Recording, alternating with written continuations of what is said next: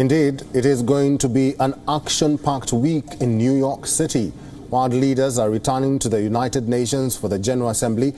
The UNGA or UNGA will look to build momentum to reach an ambitious climate agreement with a focus on boosting efforts to fight the COVID-19 pandemic and seek unity after the Taliban takeover in Afghanistan.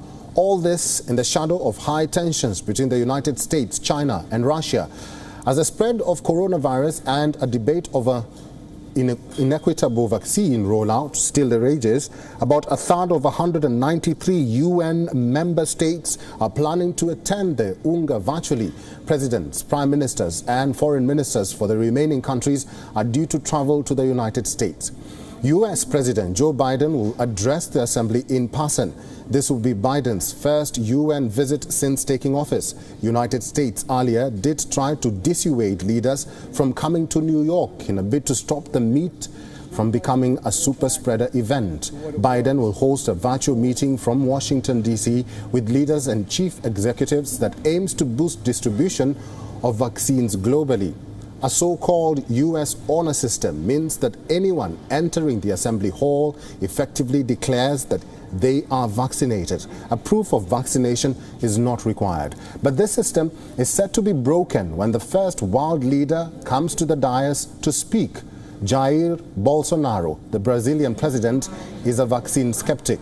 Before the annual speeches begin, UN Secretary General Antonio Guterres and UK Prime Minister Boris Johnson will host a closed-door meeting of world leaders on the sidelines on the General Assembly.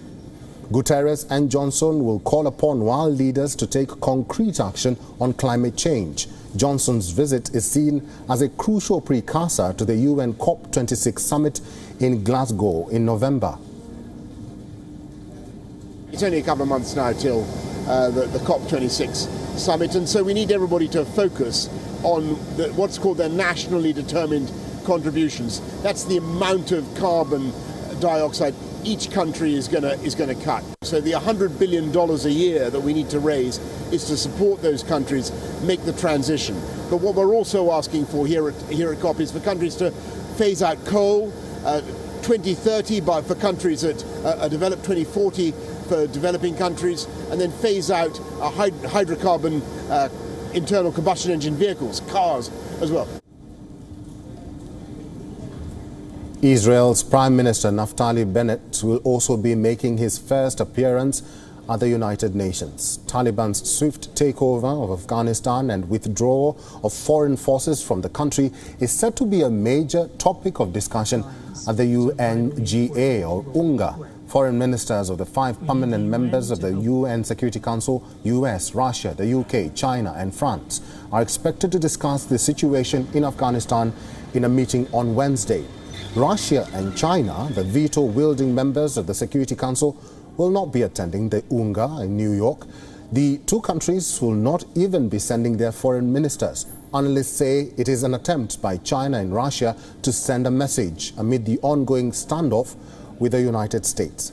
French President Emmanuel Macron will not be visiting New York, but will be attending the UNGA virtually.